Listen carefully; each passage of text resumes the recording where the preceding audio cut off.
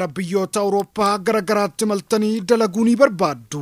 Maarree dhaabbanni keenya Emaltura Visa Consultancy'n gorsa viizaa fi tajaajila qindeessa sanadoota barbaachisuuf nu bira kottaasiniin jedha. Emaltura Visa Consultancy tajaajila gorsa viizaa fi sanada qindeessu.